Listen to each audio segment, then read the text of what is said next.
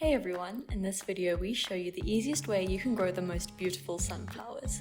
We discuss everything from seed sowing, fertilization, soil mixture and irrigation so you can grow perfect sunflowers. We also ran into a bit of a stinky surprise in one of our flowers, so stay tuned to see that. With all that in mind, let's dive in. Start by choosing your favorite sunflower seeds. There are loads of options, from miniature pot varieties, pollenless cut flower options, and larger seed-bearing cultivars. We chose a traditional tall variety. We filled large bags with a mixture of well-composted manure and then added a handful of slow-release fertilizer to each bag. This was the only fertilizer we applied all season. Slow release is awesome in that the little resin balls gradually release the nutrients contained within, so there is no leaching and wastage of nutrients. Slow release is also perfect for seedlings because it won't burn the young, tender plants. The good news with sunflowers is that if you start off with fertile soils, you'll likely not need to add any fertilizer to your soils. To sow your flowers, simply poke holes into your pots about 2 to 3 centimeters or around 1 inch deep.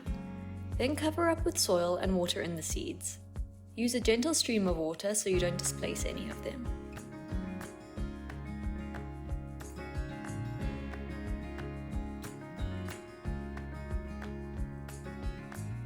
We also experimented with sowing sunflower seeds into mixed pots. We filled the pots with the same soil and fertilizer like those in the bags.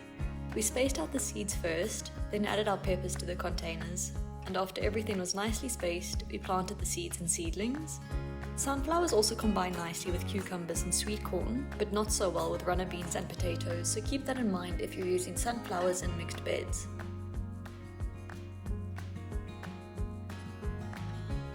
Before we get to the results, if you are finding this video helpful, then subscribe to our channel. Here at Epic Veg, we share videos packed full of tips and tricks to get the most out of your plants. We also share free ebooks and infographics with every video so you can build up a collection of veggie guides. Your ebook for this video is linked in the description. In the veggie garden, we used overhead sprinklers to irrigate all the plants. When established, sunflowers require less water than lots of other veg and flowers. But if you're growing them in pots like we are, because the small soil volume can dry out very quickly, you will need to be more diligent with regular watering. A few weeks after sowing, this is what the sunflowers looked like. We grouped them with the basil, and so when both were in flower, the pollinators absolutely loved this part of the garden. The sunflowers in the mixed pot also looked fantastic after a few weeks of growth. In as little as 6 weeks after sowing, the first of the flowers started to bloom. The yellow petals added such a pop of colour to the veggie patch. The number of flowers your plant will produce will depend on cultivar. More traditional varieties like this one will grow one massive central flower head, followed by much smaller flower heads lower down on the stem. Many cut flower varieties will only grow a single flower, so you need to protect the plants from strong winds because if the stem is damaged, you probably won't get any flowers from those plants.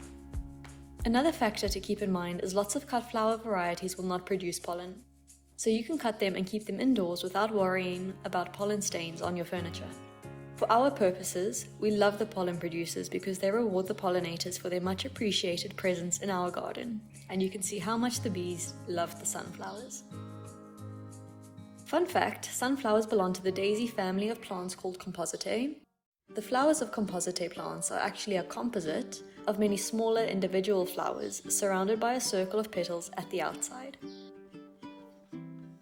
The sunflowers in the mixed pots also looked beautiful. Some of them grew very tall and started to lean as they produced seeds and got heavier. So if you're in the same position, you can stake the sunflowers with a long bamboo pole or something similar. The peppers in this pot also looked great and are almost ready for harvest. When we release that video, we will add a link to it in the top corner so you can check that out if you'd like to. A short while later, the flowers started growing their seeds. The birds started to enjoy the seeds before we could harvest any of them, so if your aim is to produce seeds and you struggle with birds, try place organza tie string bags over the flower heads.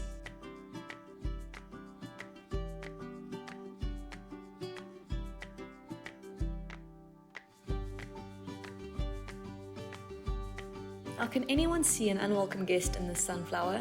We only noticed the sly presence of the stink bug after filming, so that's a lesson not to run your fingers over sunflowers without care in the future.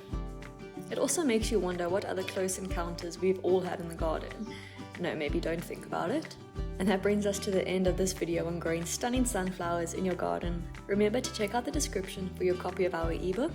Also, leave a comment with your sunflower care tips and subscribe to Epic Veg to never miss a video. Thanks for watching, and we will see you in the next one.